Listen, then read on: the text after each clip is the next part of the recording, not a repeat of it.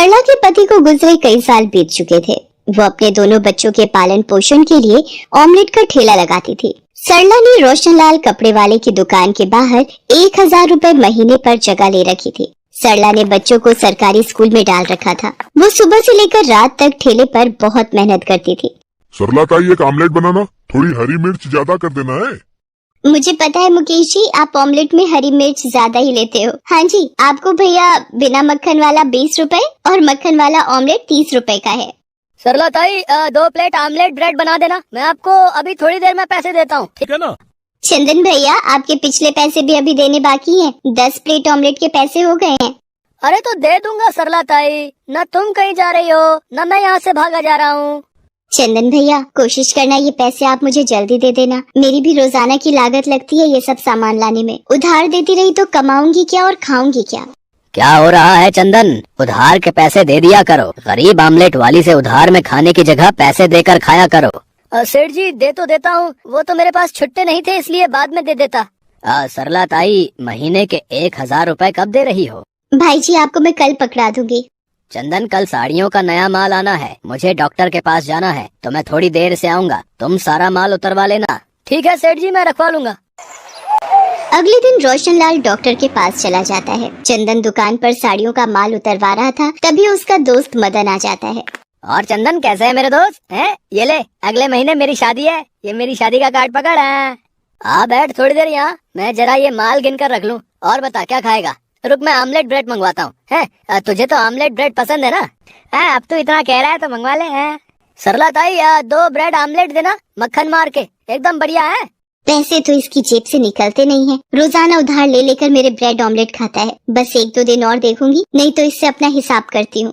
ये तुम्हारा omelette bread. सरला ताई, करता हूँ मैं हिसाब 1-2 दिन में। चंदन और मदन ब्रेड ऑमलेट खाने लगते हैं। कुछ देर बाद मदन वहाँ से चला जाता है, तभी रोशनलाल आ जाता है। चंदन, साड़ियों का माल गिन लिया? 250 पीस आए होंगे। मैं एक बार दोबारा गिनकर ही लगा रहा था सेठ जी। अरे इसमें तो 5 पीस कम है सेठ जी। अभी कुछ देर पहले मैंने 250 पीस गिनकर उतारे थे। तो जमीन निकल गई या आसमान खा गया है? 5 साड़ी कम है चंदन। माल किसने चुराया? आसानी से बता दो। सेठ जी, मैं तो कितना पुराना नौकर हूँ, आज तक आपकी दुकान से कभी भी मेरे रहते चोरी नहीं हुई। 1 सेकंड सेठ जी, मैं समझ गया चोरी किसने की है। जब मैं अपने दोस्त मदन को उसकी शादी के लिए कुछ साड़ियाँ दिखा रहा था, सरला ताई आमलेट ब्रेड देने आई थी। मुझे लगता है नजरें बचाकर सरला ताई ने ही साड़ियाँ चुरा ली। सरला ताई, जरा ठेला छोड़कर इधर आना। क्या हुआ भैया जी, आपने बुलाया? ठेले पर ग्राहक खड़े हैं। चोर कहीं की, मेरी दुकान से साड़ियाँ चुरा कर अपना ठेला चलाएगी। मैं अभी पुलिस को बुलाता हूँ, तभी उगलेगी तू कि तूने चोरी की है। नहीं भैया जी, मैंने कोई चोरी नहीं की। मैं भला आपकी दुकान से साड़ियाँ कैसे चोरी कर सकती हूँ? मुझे कुछ भी नहीं पता इस बारे में भैया जी। सरला ताई, दुकान पर तू ही तो आमलेट और ब्रेड लेकर आई थी ना उसी वक्त। मैं माल को गिन कर रख रहा था, 5 साड़ियाँ कम हुई हैं और यकीनन वो साड़ियाँ तुमने ही चुराई हैं और कोई तो दुकान पर आया ही नहीं।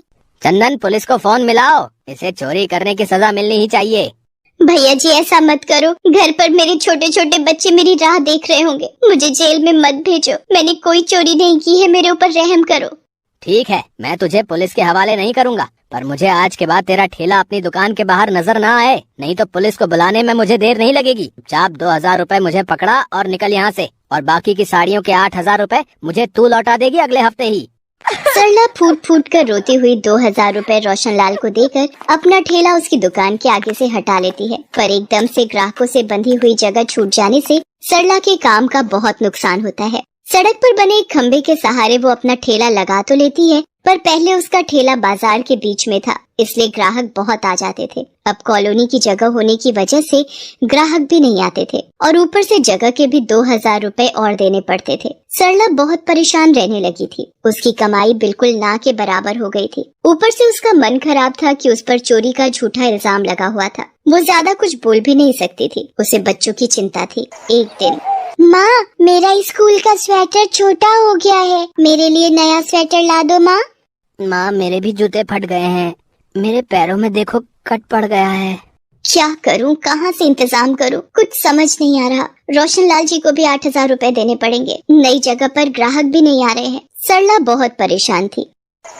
अगले दिन उसे वापसी के लिए थोड़ी देर हो गई। पता ही नहीं चला रात बहुत हो गई है। जल्दी से ठेले का सामान बांध लेती हूँ, बच्चे भी राह देख रहे होंगे। बहुत अंधेरा है यहाँ पर, तो लगता है खंबे की लाइट गई हुई है। ये रोशन लाल जी की दुकान अभी तक खुली हुई है, पर दुकान में अंधेरा क्यों है? अरे ये तो चंदन और उसका दोस्त मदन है। रोशन लाल जी कहीं दिखाई नहीं दे रहे, कुछ तो गड़बड़ है। ये दुकान की साड़ियाँ गाड़ी में क्यों रख रहा है, और वो भी इतनी रात में? रोशन लाल जी को फोन करके पता करती हूँ।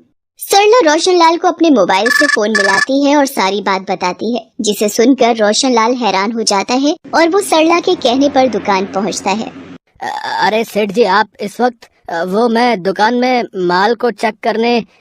इस वक्त तुम कौन सा माल चेक करने आए हो? और ये मदन क्या कर रहा है तुम्हारे साथ? मैंने तुम्हें चाबी इसलिए पकड़ाई थी कि मुझे सुबह किसी जरूरी काम से बैंक जाना था, ताकि तुम दुकान जल्दी खोल सको। विश्वासघाती, तुम चोरी कर रहे थे मेरी दुकान से, हैं? वो तो अच्छा है सरला ताई ने यहाँ से गुजरते हुए तुम्हें देख लिया और मुझे फोन पर सारी बात बताई। आज सरला ताई ना होती तो न जाने तुम तो रोजाना मुझसे आंखें चुराकर सारा माल ही गायब कर देते। रोशन लाल पुलिस को फोन कर देता है। वो चंदन और मदन को चोरी करने के इल्जाम में गिरफ्तार कर लेती है। चंदन पुलिस के सामने उगल देता है कि वो पिछले कई दिनों से दुकान से साड़ियाँ चोरी करके मदन के साथ मिलकर बेच रहा था और उसी ने खुद को बचाने के लिए सरला पर भी झूठा इल्जाम लगाया था। सरला ताई, मुझे माफ कर दो। आज तुम ना होती तो पता नहीं ये दोनों तो मेरी पूरी दुकान को लूट चुके होते। तुम्हारा बहुत बहुत शुक्रिया। और मैंने तुम्हारे साथ इतना गलत व्यवहार किया, फिर भी तुमने आज मेरी सहायता की। तुम्हें कहीं और जाने की जरूरत नहीं है। तुम मेरी दुकान के बाहर ही अपना आमलेट का ठेला लगाओगी और मैं उसके कोई पैसे तुमसे नहीं लूंगा, बल्कि मुझे तो तुम्हारे जैसे विश्वासी लोगों की ही जरूरत है, जो मेरी दुकान का ऐसे चोरों से ख्याल भी रखेंगे।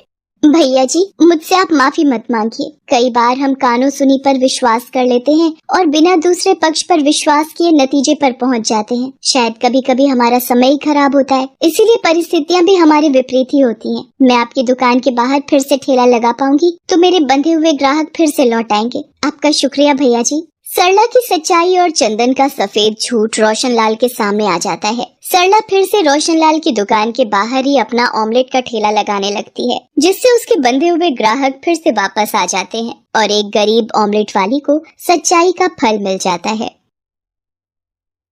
Best buddies.